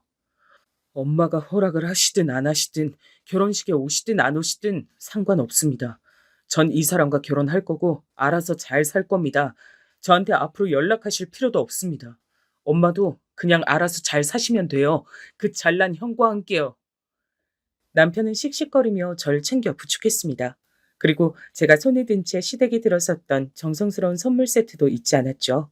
그걸 챙기면서 남편이 저한테 이거 우리가 쓰자 라고 빠르게 말하더군요. 남편이 저를 옆에 끼고 현관문으로 가서 저한테 신발까지 직접 신겨주자 시어머니께서는 거의 피를 토하시듯 애 끓는 소리로 내 인연 하고 외치셨습니다. 제가 그 집을 나서는 순간까지도 내 인연 소리가 이어졌죠. 차에 앉고 나서야 손수건으로 코피 자국을 문질러 닦았고 옆에서 남편은 눈물을 훔치고 있었습니다. 남편은 생긴 것도 듬직하지만 성격도 외관과 비슷합니다. 그래서 연애하는 동안 우는 걸 본 적이 없었고 하품을 크게 하면 눈가에 맺히는 수분이 전부였어요. 슬픈 영화를 봐도 꿋꿋했고요. 그런 남편이 울고 있었죠. 그래서 저는 차마 제가 먼저 이 사태에 대해 따지지 못한 채 가만히 기다렸습니다. 남편이 다 울기를 기다렸고 그 후에 얘기를 들었던 거예요. 저는 직접 대면하기 이전까진 시어머니 되실 분이 그 정도로 보통 얘기가 아니신 줄 몰랐습니다. 시아버지께서 제가 남편을 만나기 1년 전에 돌아가셨으며 형제로는 형 하나가 있다는 것 정도만 알았어요. 그게 전부였는데 알고 보니 어처구니 없는 사연이 그 안에 들어있었더라고요. 집안에서 아들, 딸 차별하는 경우를 특히나 나이 지긋하게 드신 분들이라면 보고 겪으셨을 테죠. 하지만 그것뿐만 아니라 장남과 차남을 차별하는 경우도 있었답니다. 오로지 장남 타령만 일삼는 어설프게 예스럽고 고집스러운 게 아니라 진짜 배기로 꽉 막힌 옛날 사상을 가진 집안이 제 시댁이었던 거예요. 남편의 위로 4살 터울의 형이 있습니다. 이때까지 아직 장가를 안 들고 있었죠. 참고로 이때 남편이 32살이었어요. 지금은 32살 나이도 청년이지만 그땐 아저씨 소리를 왕왕 들었거든요. 근데 아주버님이 36살이었으니 그때 기준으로는 완전 노총각이었습니다. 남편이 저한테 장난스럽게 형이 아직 혼자라서 내가 아직 결혼을 안 하고 있었다 그랬는데 전 당연히 그걸 농담으로 여겼었죠. 하지만 진담이었던 겁니다. 그래서 남편의 결혼 선언에 시어머니께서 발작을 하셨던 거예요. 남편이 순수하게 자기 형보다 결혼 먼저 안 하는 걸 지키고 있었는데 그게 깨졌으니 남편을 꿰냈다며 그 죄를 저에게 돌리신 거였고요. 형이 아직 결혼을 안 했기 때문에 동생이 먼저 결혼을 하면 안 된다고? 순서를 지켜야 된다고? 대체 이 집안은 뭐지? 놀라운 점은 여기서 그치지 않았습니다. 시아버지께선 이미 돌아가신 뒤라고 했잖아요. 근데 돌아가시고 나서 재산을 정리했던 거예요. 그게 당시 2억 5천 정도 됐다나? 뭐 그랬다네요. 근데 그 재산이 아주버님한테만 갔습니다. 남편은 1원도 못 챙겼다네요. 전 이것도 에이 설마 싶었어요. 아니 상식적으로 자식이 셋도 넷도 아니고 달랑 둘인데 한쪽이 1원도 못 받는 건 말이 안 되잖아요. 하지만 진짜였던 겁니다. 진짜로 땡전 한 푼 못 받았어요. 그렇다면 아주버님이 얼마나 잘나서 부모의 사랑과 신뢰를 독차지하고 재산까지 독차지했는지 이쯤에서 궁금하시죠? 전 이 대목이야말로 가장 놀랍다고 생각합니다. 남편이 유년 시절에 시아버지께 항상 듣던 당부는 이거였다고 하죠. 세상에 이치라는 게 있다. 그리고 이 이치라는 것이 지켜져야 세상이 잘 돌아가는 것이다. 귀로 듣고 가슴에 새겨라. 첫째가 잘 살아야 둘째도 잘 사는 법이다. 이것이 가화만사성으로 가는 이치라고 할 수 있다. 알았냐? 아주버님은 뭘 해도 잘했다 소리를 들으셨죠. 공부를 못해도 교우 관계를 망쳐도 그저 잘했다는 칭찬을 들었고 부모의 지원을 아낌없이 받았습니다. 반면에 남편은 형이 우선이다. 알았냐? 는 소리만 지겹도록 들었고요. 지원은 항상 열악했습니다. 뭐든 스스로 해내야 했죠. 남편이 하는 말이 자기는 명진보다도 못한 존재였다 그랬어요. 그래서 제가 명진이가 누구냐고 물었죠. 그랬더니 뭐라고 답했던 줄 아세요? 옛날에 시댁에서 키우던 큰 개 이름이 명진이었다네요. 개보다 못했단 겁니다. 지독하게 싸늘한 차별을 받고 자란 남편인데 정작 공부는 더 잘했습니다. 차별 말고 대우만 빠짐없이 받고 자란 아주버님은 대학 입시를 완전히 망쳤죠. 지원을 받아서 재수를 했다네요. 근데 또 망쳤어요. 그래서 다시 지원을 받아 재수 생활을 했고 또 망쳤습니다. 그 짓거리를 무려 5수 동안 이어갔다네요. 제가 주변에서 3수는 종종 봤어도 대학 입시를 5수를 한다는 건 정말 진짜 다양한 의미에서 아주버님이 대단하다는 생각이 들더라고요. 그렇게 해서 좋은 대학을 갔겠냐고요? 그게 아니니까 놀랄 노짜란 거죠. 변변치 않은 대학을 갔고 성적은 밑바닥을 기어서 간신히 졸업장만 딴 채 망한 성적 때문에 그것으로 취업 시장을 기웃거려 보지도 못했었다고 합니다. 반면에 남편은 이름만 대면 웬만한 사람들이 다 알고도 남는 명문대를 나왔습니다. 재수 안 했고요. 한 번에 붙었어요. 그랬더니 시어머니께서 가슴을 치셨다네요. 아이고, 너는 네 형도 못 간 좋은 대학을 꼭 그렇게 가고 싶었니? 그러면 네 형 체면 어떡하라고? 네가 완전히 집안 망신을 다 시키는구나. 네 아버지 어제 오늘 너 때문에 담배를 얼마나 피시는지 알기나 해? 그 대학을 꼭 다녀야겠다면 네 힘으로 알아서 다녀라. 집에서 지원받을 생각 말고 네가 스스로 해결해. 저는 시부모님같이 편파적이고 독한 부모는 그 이전에도 이후에도 들어본 적이 없어요. 명문대에 합격한 남편에게 진짜로 등록금 한 푼을 지원 안 해준 거예요. 그래서 남편은 안 해본 일이 없었습니다. 온갖 굳은 일자리를 다 전전했더라고요. 안 그럼 학비가 없었으니까요. 명문대라서 공부를 잘하고 집안도 잘 사는 학생들이 굉장히 많았기 때문에 남편은 돈을 벌며 공부까지 하는 게 가끔은 너무 벅차서 숨이 멎을 것 같은 기분을 느꼈다고 합니다. 조금만 돈을 지원해 달라고 집에다가 부탁도 해봤으나 돌아오는 건 냉랭한 반응이었다고 해요. 너는 둘째가 돼서 어디 첫째의 체면을 멋대로 깎아먹고 자기 부모한테 듣고 자란 당부를 안 지켰으면 부끄러운 줄 알아야지. 무슨 낯짝이 있어서 학비를 보태달라고 해? 시아버지께선 심지어 남편을 향해 재떨이를 던지신 적도 있다고 합니다. 옆에서 시어머니는 한숨을 푹푹 내쉬셨고 아주버님은 늘 그렇듯이 방관을 하셨고요. 잘난 것 하나 없으면서 본인보다 잘난 동생을 내심 시기 질투하며 살아온 사람이었으니까요. 남편이 어떤 심정으로 이 악물고 대학 졸업장을 따내서 번듯한 직장을 구했던 것일지 뒤늦게나마 남편의 과거를 머릿속에 그려보는 동안 울컥하더라고요.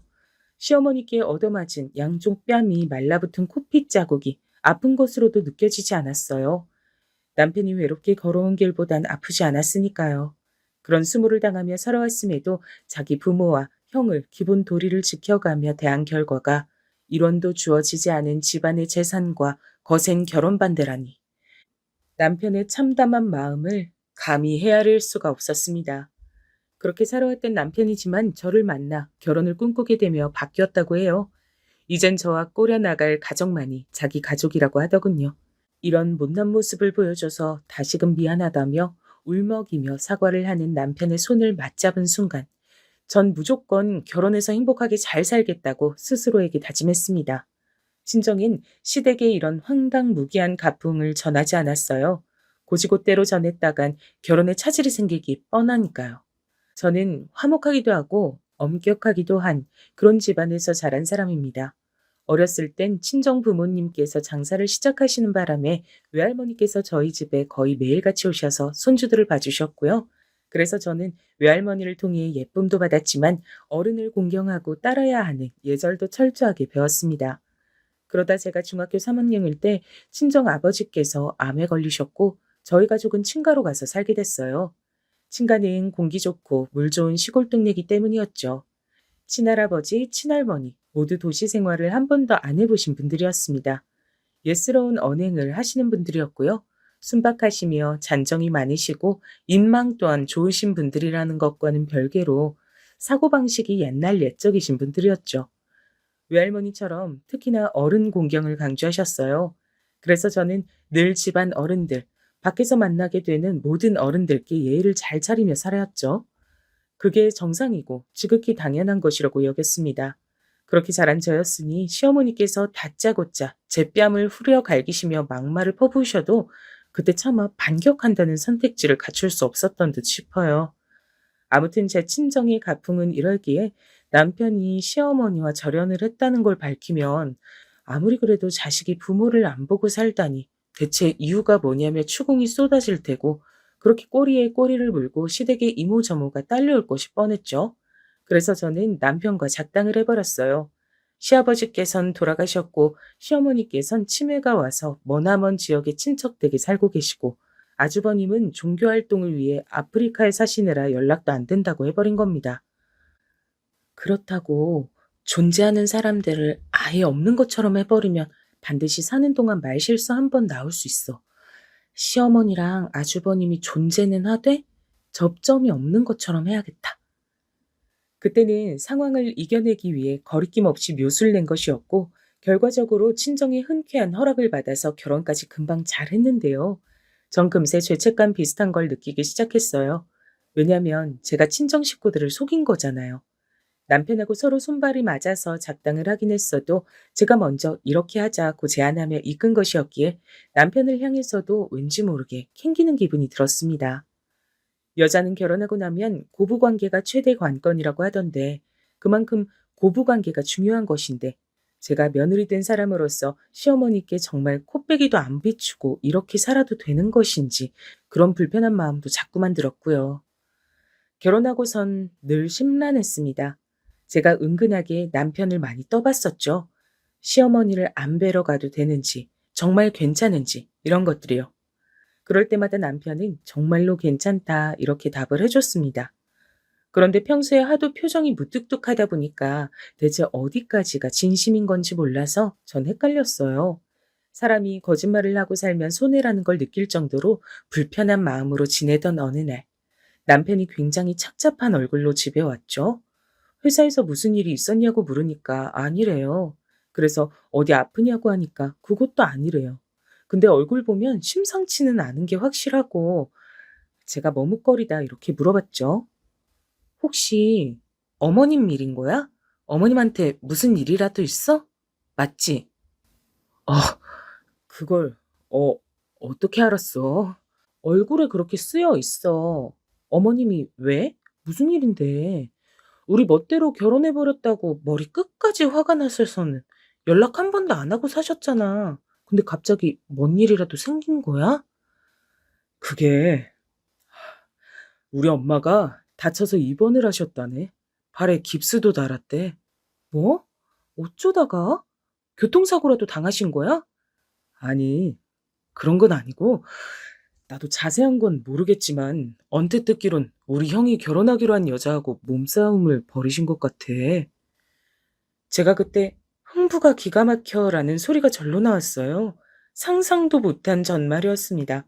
아무튼 요지는 몸 다친 데다가 아프고 거동 불편하고 도움받을 사람이 필요하니 시어머니께선 남편에게 연락을 한 것이었어요. 좀 와달라고 하셨다네요.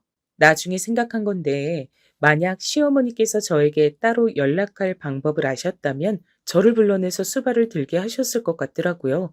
그게 안 되니까 남편을 부르신 거죠. 남편이 저에게 어떡할까? 갈까? 이런 질문을 해왔습니다. 저야말로 남편에게 가고 싶어? 묻고 싶은 참이었네요. 그런데 가만히 보니까 남편이 시어머니께 가보고 싶기 때문에 저에게 저런 질문을 한 듯 싶었습니다. 왜냐면 갈 생각이 없다면 애초에 저에게 물을 필요도 없이 나는 안 간다 하고 말면 되는 거잖아요. 그래서 제가 슬쩍 물어봤습니다. 저기 있잖아. 어머님 지금 상태가 많이 안 좋으셔? 위독하신 것도 아닌데 뭐 안 좋아봤자 얼마나 안 좋겠어. 그치만 목소리가 전에 없이 힘이 쭉 빠져 있더라고. 그래? 그럼 한번 가봐야겠다. 자존심 접으시고 먼저 연락하신 것 같은데 얼마나 힘드시면 그러셨겠어. 그렇게 생각해? 난 당신한테 미안해서라도 우리 엄마하고는 영영 끊고 사는 게 맞다고 생각을 해오긴 했는데. 에이, 부모 자식 관계가 어디 생각만으로 쉽게 그렇게 됐어? 난 괜찮으니까 어머님 어떠신지 궁금하면 병원 가봐. 제가 흔쾌하게 목소리를 내자 남편은 못 이긴 척하면서 바로 병원에 가볼 준비를 하더군요. 불같이 화를 내면서 시어머니에게 절연 선언을 했던 모습이 제 눈에 선연한데 몇 달 만에 다시 저렇게 태세를 전환한다고 해서 그게 우스워 보이진 않았습니다. 제가 예전에 친가에서 살 때 억울한 시집살이를 하며 예전에 무척 고생 많이 하신 친할머니의 경험담을 꽤 들었었거든요. 근데 친할머니께선 난 친정에서도 마음고생하며 살았던 사람이라 다 견딜만 했었다. 그러시며 어쩔 수 없는 부분들은 그저 감내하고 포용하고 가족이란 이름 안에 용인하며 사는 것이 능사라고 저에게 말씀을 해주셨습니다. 어른의 말씀이 옳다고 배우며 자란 저는 그걸 감명 깊게 새겨들은 바 있었죠. 남편이 서러움만 받았던 자기 가족을 이제는 등지고 잘 살기를 바라는 마음과 함께 결국 어쨌거나 자기 모친이기 때문에 시어머니를 남편이 저버리기 힘들다면 그걸 최소한 비난하지 말자는 마음이 들었습니다. 시어머니께 다녀온 남편의 얼굴은 미묘하게 밝아져 있었어요. 엄마가 나한테 미안하다고 하시더라. 그리고 당신을 보고 싶다는 말씀도 하셨어. 뭐? 나? 그럼 거절할 도리가 없는데. 겸연쩍게 시어머니를 뵈러 가봤습니다. 남편의 얼굴이 대번에 밝아진 이유도 궁금했고요. 활기찬 6인실 병실에서 홀로 똥 씹은 얼굴을 한 환자가 바로 제 시어머니셨습니다. 제가 다가가서 어머님 안녕하세요 이렇게 인사를 드리자 주변에서 저를 두고 저 며느리는 멀쩡하네 라며 떠드는 소리가 들렸습니다. 그 병실은 죄다 떠드는 걸 좋아하는 할머니, 아주머니들밖에 없었거든요.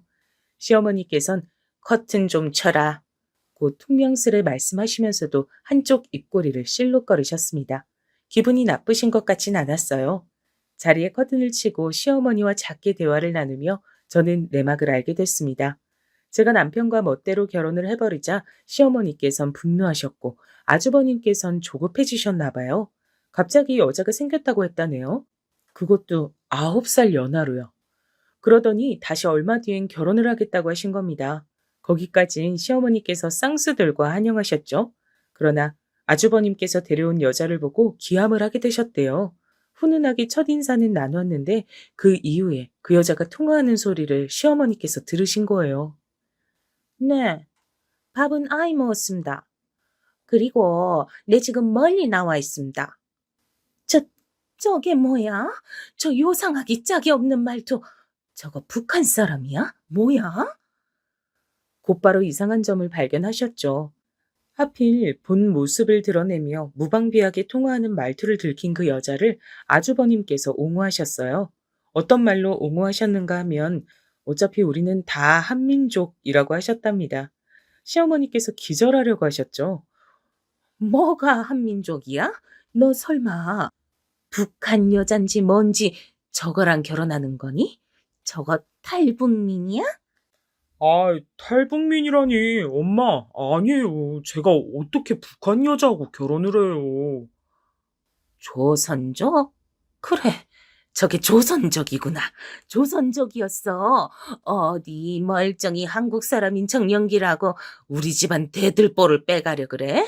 남의 집 아들이나 노려. 우리 집안은 귀한 장남밖에 없기 때문에 조선족한텐 절대 못 내줘. 그 여잔 조선족이었고 시어머니께선 눈이 뒤집히셨어요. 장남 떠받들며 오랜 세월 장남 타령을 해오신 분이었는데 언강생신 조선족이라니.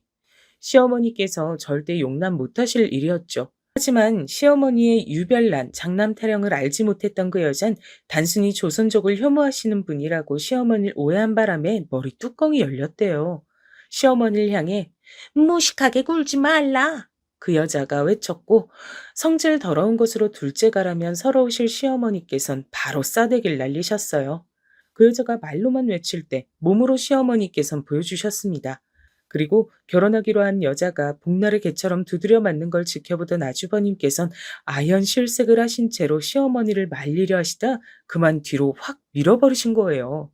시어머니께선 나동그라지면서 팔을 잘못 데치셨고 맨살이 크게 쓸리셨습니다. 그 결과 입원까지 하신 거였죠. 맞은 건 그 여잔데 젊으니까 그렇게 두드려 맞고도 무사한 거구나. 이거 참 웃기고도 슬프네. 세상에 뭐 이런 일이 다 있나 싶었습니다. 그리고 시어머니께선 멀쩡한 쪽의 팔로 당신의 가슴을 치며 한탄하셨어요. 애지중지 떠받들며 키운 장남인데 여자에 미쳐서 효심을 저버렸다고, 이제 어떻게 살아야 할지 모르겠다고, 입맛도 없고 그냥 콱 죽고 싶다고 하셨습니다. 시간이 좀 지나서 알게 된 부분이었지만 아주버님께선 결혼 생각이 급해서 그 여자를 만나셨던 건데 시어머니께서 눈 까디집고 난리를 치시니까 오히려 그때 불이 붙어버렸던 거예요. 난데없이 이 여자를 내가 지켜야겠다는 생각이 드신 거였죠. 하지 말라면 더 하고 싶은 게 개구쟁이들 심리라더니 아주버님께서 그러셨나 봅니다. 아무튼 아주버님께선 그 여자와 지내겠다며 집을 나가버리셨고 시어머니께선 혼자 병실에서 쓸쓸히 차라리 죽는 게 낫다고 여기며 계신 거였습니다. 아주버님께서 그 폭탄 선언을 병문 안에 와서 하시는 바람에 병실 사람들은 내용을 알게 됐고 그래서 저를 보자마자 멀쩡한 며느리라고 말들을 한 거였어요. 그 반응이 시어머니께선 좋은 모양이었습니다. 은근히 목에 힘을 주시는 게 보였거든요. 에휴, 내가 이제 죽을 때가 다 돼서 그러나 갑자기 며느리가 참 고맙게 느껴지네. 원래 이렇게 며느리란 존재가 고마운 것이었던가 싶네. 어머님, 앞으로 사실 날 많이 남았는데 죽을 때라뇨. 그러지 마셔요. 심란해서 죽겠으니 내 수명대로 못 살다가 갈 것 같다. 한숨을 푹푹 내쉬던 시어머니 앞으로 병원 밥이 나왔습니다. 얘기를 한참 듣고 있었더니 어느새 식사 때였거든요.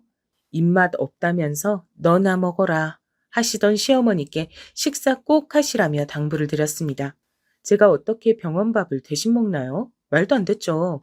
그래서 시어머니께 꼭 좀 드시라고 계속 말씀을 드렸더니 한숨을 쉬시며 안 내킨다는 얼굴로 한술 뜨셨습니다. 그러더니 불과 몇 분 만에 싹 다 비우셨죠.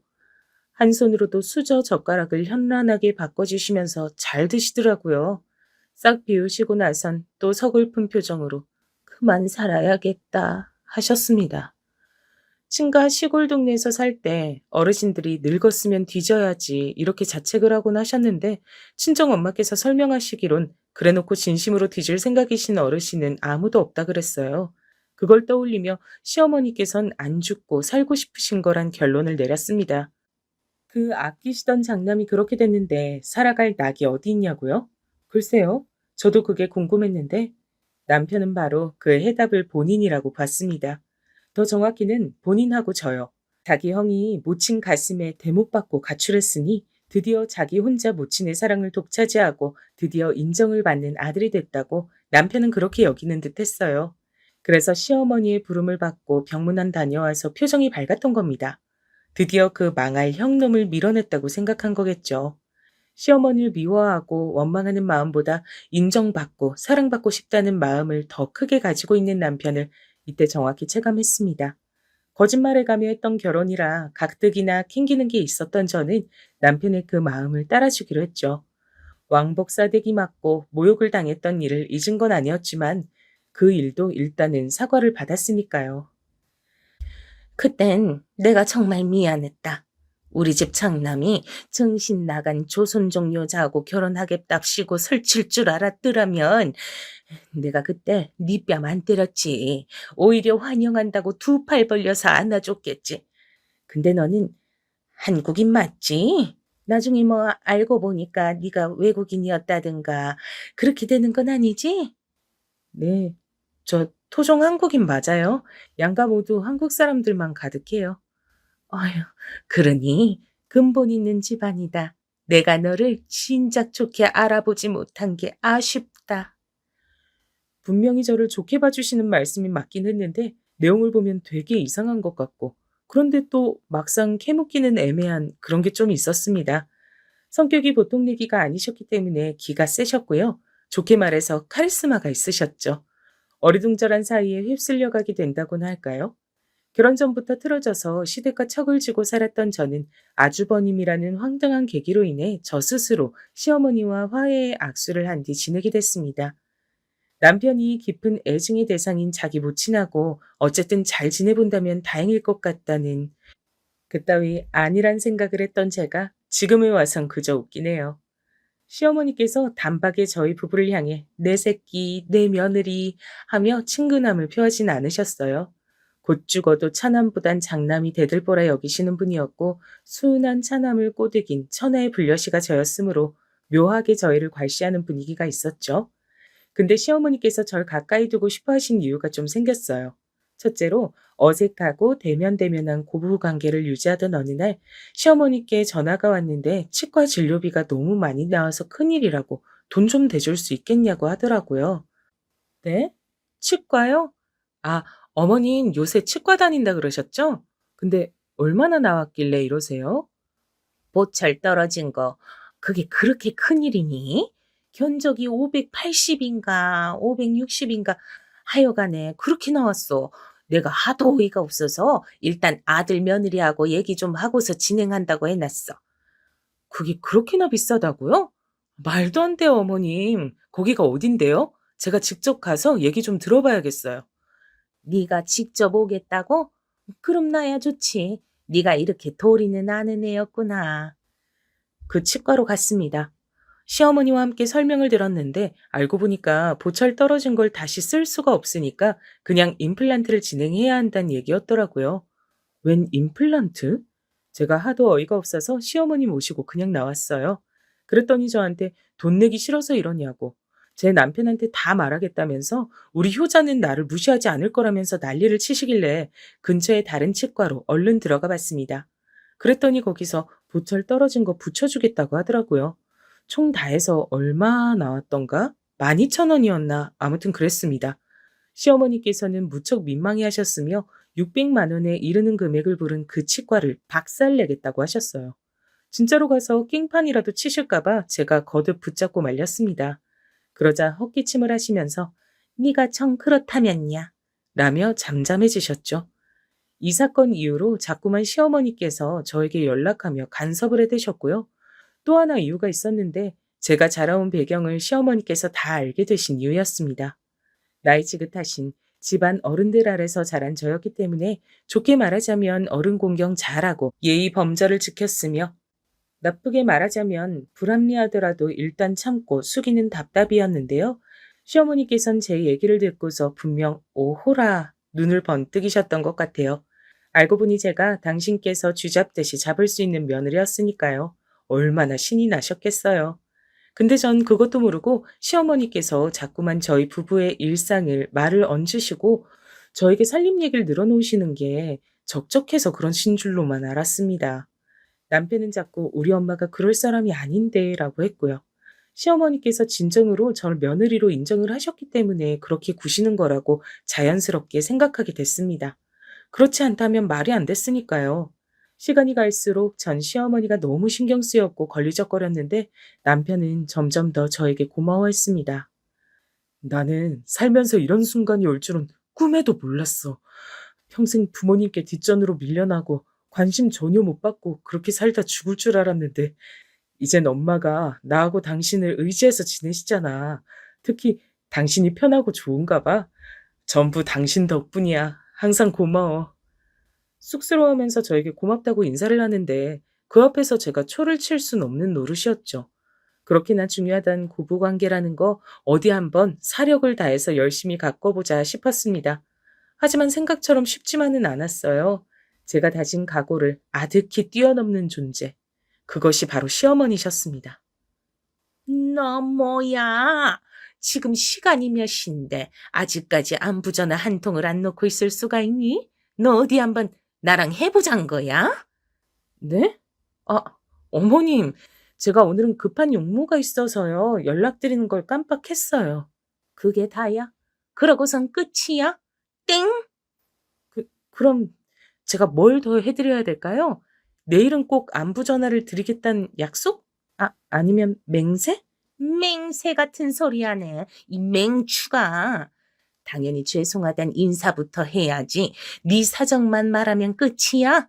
죄송하단 말도 안 하고 그게 대체 어디서 배워 처먹은 버르장머리야. 감히 며느리가 시어머니한테 그렇게 굴어도 되는 거야? 제가 정신이 너무 없어서 죄송하다고 말씀부터 드린다는 걸 깜빡했어요. 죄송합니다. 성의가 안 느껴져, 성의가. 사막의 모래도 그것보단 안 건조하겠어. 네? 그럼 제가 여기서 더 어떻게... 네, 정말 진심으로 온 마음 다해서 죄송합니다. 제가 부족했어요. 사과드리고 다신 이렇게 안 할게요. 죄송해요, 어머니. 이제야 일말의 진심이라도 느껴지는구나. 결혼해서 시어머니 생겼으면 며느린 뭐든지 사고방식을 시어머니한테로 맞춰야 하는 거야. 왜? 바로 그래야 자기 남편한테도 좋은 일이거든. 다시 정리하자면 뭐다? 시어머니를 최고로 모셔야 가화만사성이다. 알았니? 학교 다닐 때 하도 별종이어서 마귀할멈, 노처녀 히스테리, 그렇게 불렸던 여자 선생님이 계셨는데 제 시어머니에 비하자면 그분은 아무것도 아닌 것 같았어요. 시어머니께선 제가 살면서 겪어보지 못한 진짜 중에 진짜였습니다. 당시엔 주말 드라마가 방영만 됐다 하면 기본 40% 이상씩 시청률을 찍었는데 그런 데는 꼭 앞뒤 꽉 막혀서 시청자들 속도 막히게 하는 어리순 캐릭터들이 등장했었죠. 주변에서 그 캐릭터 욕을 하며 떠들어도 저는 초연했습니다. 그 어떤 자극적인 가상의 등장인물도 제 시어머니를 능가하진 않았기 때문입니다. 시어머니께 시달리며 스트레스 받는 것이 슬프게도 적응이 되어버린 저는 친정에 여전히 거짓말을 밝히지 못하고 있었습니다. 그래서 시어머니 때문에 죽을 맛이란 소리를 못했네요. 아프리카에 가기는커녕 여권도 없었던 아주버님의 존재 역시 비밀이었고요. 내 인연, 네가 진정 내 손에 찢기고 싶어서 우리 장남 옆에 붙어서 내 집에 기어들어온 거지? 오냐, 너 오늘 죽었다. 남편과 둘 다 피곤한 얼굴로 시댁에 방문했던 주말, 아주버님이 그 여자와 찾아왔습니다. 그리고 시어머니께선 그 여자를 향해 싸대기부터 또 날리셨죠. 학습 능력이 없었던 그 여자는 뺨을 또 얻어맞고 주저앉았습니다. 아주버님께선 한숨을 푹 내쉬시더니 다음에 다시 오겠다고 하셨어요. 그 여자를 질질 끌고 나가셨습니다. 시어머니께선 머리에 스카프로 띠를 만들어 두르신 채 누우셨어요. 그러더니 저한테 입모양으로 죽을래? 하고 하셔서 제가 깜짝 놀랐는데 다시 보니까 그건 죽 안 끓여? 였습니다. 후다닥 가서 죽을 끓이기 시작했죠. 시어머니가 들어누우면 며느리는 자동으로 간병을 해야 한다고 하셨습니다. 그런 자동을 누가 만든 건진 알 길 없었으나 어른 말씀이니까 이 악물고 고개 끄덕여 들었죠. 남편은 생각이 많아 보였습니다. 그런데 회사가 너무 바빠서 황당한 가정사를 곱씹을 여유가 없었어요. 그런데다가 해외 출장까지 가게 됐죠. 그것도 갑자기요. 급하게 2주 일정으로 베트남으로 떠났습니다. 그때까지만 해도 설마 그 출장 기간에 엄청난 일이 벌어질 줄은 몰랐죠. 제가 친정 아버지 건강 때문에 시골 친가로 내려가 살았다고 했잖아요. 애석하게도 친정 아버지께선 결국 돌아가셨어요. 남편의 출장 기간 사이에 친정 아버지의 제사가 있었습니다. 근데 또 제사를 이틀 앞두고 시어머니께서 죽겠다고 난리를 치며 연락을 해오셨던 거예요. 음식을 잘못 드셔서 급성 장염에 걸리신 모양이었습니다. 위로 쏟아내고 아래로 쏟아내고 이러다 나 죽겠다, 나 죽겠어. 아이고 기력 빠져라. 이럴 때 며느리의 지극정성 간호를 안 받으면 대체 언제 받니? 죽 잘 쓰던데 와서 죽 좀 한 냄비 끓여봐. 재료 사들고 찾아갔더니 안색이 초췌하셨어요. 얼른 야채죽을 해드리려고 했다가 부엌까지 기어오신 시어머니께 종아리를 맞았습니다. 전복죽! 그게 아니면 아무리 못해도 소고기죽! 속 편하시라고 야채로만 죽을 해드리려던 건데 괜히 혼났어요. 저보고 인생을 한참 모른다며 잔소리를 계속하셨습니다. 몸이 너무 안 좋아서 새벽에 잘못될 수도 있으니까 자고 가라며 시어머니께선 밤샘 간호를 강요하셨어요. 확답지가 났지만 꾹 참고 알겠다며 따랐죠. 저도 급성 장염에 걸려봐서 아는데 직후에는 당장 죽을 것처럼 아프고 미칠 것 같다가도 그 힘든 구간이 지나고 나면 언제 아팠더라? 배고프네? 그런 생각이 들죠. 확 괜찮아지는 게 한순간이거든요. 그래서 저는 이튿날 보일러실에 위치한 수납장을 뒤적거리며 주전부리를 찾으시는 시어머니를 보자마자 괜찮아지셨다는 걸 알았습니다. 그럼 전 이제 가볼게요. 오늘이 저희 돌아가신 친정아버지 제사라서요. 얼른 가야 준비를 제가 같이 할 수 있어요. 쉬세요, 어머니. 아픈 환자를 두고 가긴 어딜 가? 너는 이미 죽은 사람이 산 사람보다 중요하단 거야? 네? 그냥 죽은 사람 아니고 제 친정 아버지신데요. 자식인 제가 제사에 안 가면 누가 가나요? 난 네 시어머니야. 지금처럼 눈빛 싸가지 없게 날 쳐다보면 안 되지.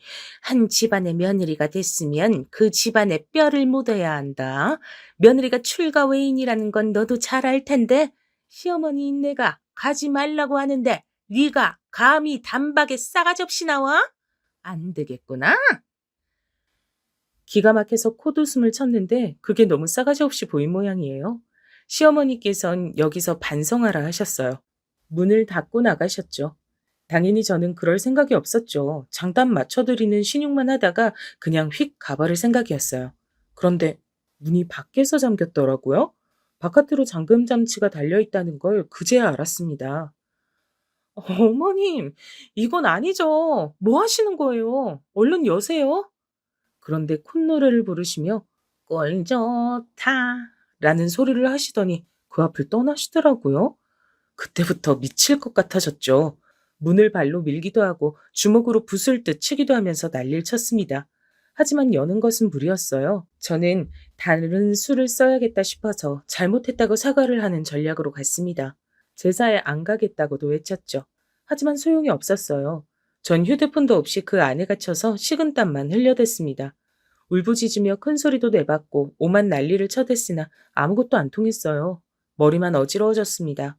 결국 날이 저물었어요. 제가 분해서 이를 갈고 있던 바로 그때였습니다. 초인종 소리, 현관문 두드리는 소리가 동시에 울렸어요. 정이야, 정이야, 우리 딸, 여기 안에 있니? 뭐야? 여길 대체 어떻게 알고 찾아온 거지? 친정 엄마께서 커다랗게 외치셨고 시어머니께서 당황하시던 그때 현관문 밖에선 설상가상으로 경찰입니다. 문 여세요. 같은 소리도 들려오고 있었습니다.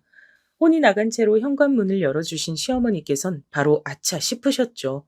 제가 갇힌 문부터 여셨어야 순서가 맞거든요. 제가 보일러실 문을 쾅쾅 두드려댔고 친정 엄마를 비롯한 친정 식구들이 전부 달려와서 문을 열어줬습니다. 안도감에 몸에 힘이 풀리더라고요. 그리고 친정 엄마께선 있는 힘껏 시어머니의 귀싸대기를 날리셨어요.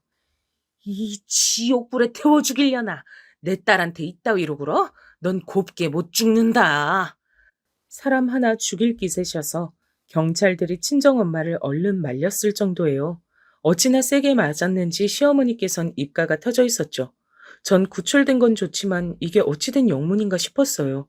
친정 식구들은 연락도 없이 안 오는 저를 걱정하면서도 급한 일이 있나 하며 넘기려 하였는데 저와 연락이 안 되는 걸 남편은 수상하게 여겼습니다. 남편이 부재 중이니 제가 더 성의껏 친정 아버지 제사를 드릴 거라 그랬거든요. 친정 식구들도 저와 연락이 안 된다는 걸 확인한 남편은 저희 부부가 했던 거짓말을 고백했어요. 그리고 시어머니께서 점점 낌새가 심상치 않았기에 저를 쥐잡듯이 하고 계실지 모른다며 제발 시댁으로 가달라고 그랬다네요. 친정 식구들 모두 난리가 나서 총출동했고 가던 길에 순찰 중이던 경찰차가 보이자 상황을 모두 설명하고 동행을 요청했던 겁니다. 모두 미안해요. 그리고 고마워요. 내가 바보같이 굴어서 아버지 제삿날에 민폐나 끼쳤네요. 제가 고개를 떨구며 말하자마자 친정엄마께서 저를 꼭 안아주셨어요.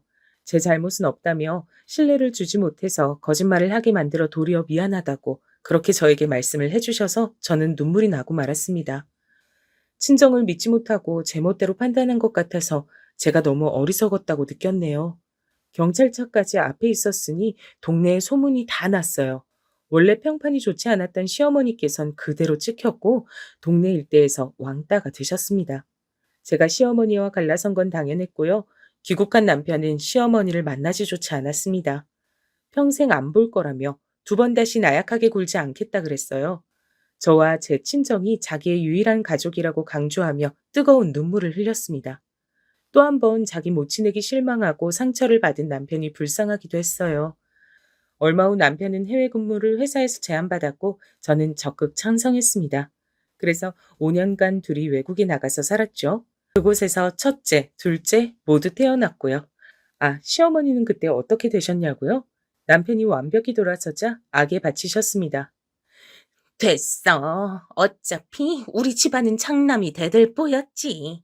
조선족인지 나발인지 쓸만하다 싶으면 그냥 며느리 삼아주지 뭐. 하지만 그 여잔 결국 사기꾼이었어요. 아주버님을 방심시킨 뒤에 재산을 훔쳐서 달아났대요. 시댁의 재산이 그렇게 싹 다 날아갔죠. 완벽한 몰락에 큰 충격을 받으셨습니다. 아주버님께선 술, 담배를 일삼다 건강을 망쳤고 시어머니께선 스트레스 때문인 건지 일찍 찾아온 치매를 맞이하셨습니다. 비극으로 마무리됐기에 마냥 통쾌하진 않았던 것 같아요. 하지만 행황대로 돌아간 것 같아서 후련한 심정이긴 했답니다.